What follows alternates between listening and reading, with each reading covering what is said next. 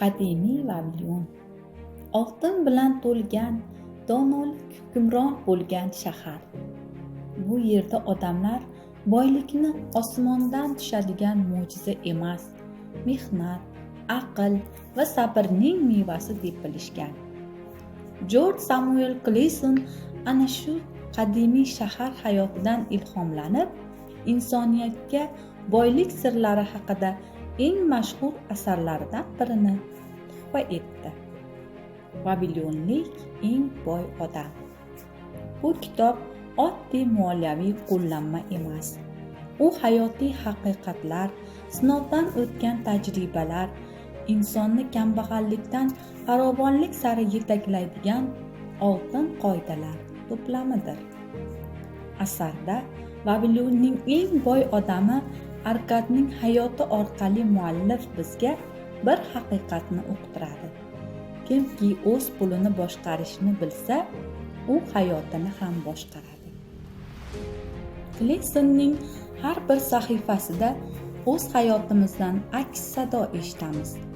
U bizni o'ylashga, o'z holimizni tahlil qilishga majbur qiladi. Axir bugun bizning harakatlarimiz ham, qarorlarimiz ham ertangi kunimizni belgilaydi. Boylik bu raqamlar yoki oltin emas.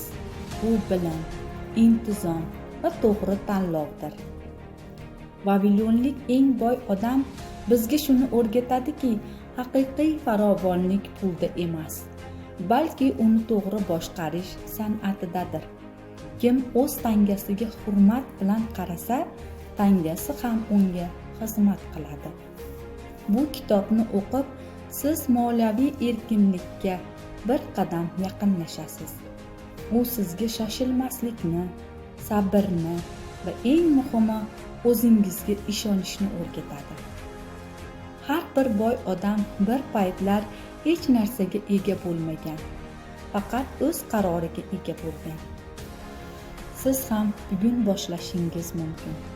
Har bir tejalgan tanga bu kelajak sari qo'yilgan kichik, ammo mustahkam qadamdir. Vavilonlik eng boy odam. Bu nafaqat qadimiy donishmandlarning hikoyasi, bu zamonaviy inson uchun yo'l ko'rsatuvchi chiroqdir. O'qing, o'rganing va boylikni orzudan haqiqatga aylantiring. Chunki boylikning siri sizning qo'lingizda. Asar bu nafaqat moliyaviy erkinlik, balki hayot falsafasini o'rgatuvchi bebaho kitobdir. Unda qadimiy donishmandlarning ovozi, bugungi inson uchun kerakli saboqlar mujassam. Bu asarni har bir kitobxon albatta o'qib chiqishi kerak. Chunki undagi har bir satr boylikka, aqlga va muvaffaqiyatga eltuvchi yo'lning boshlanishidir.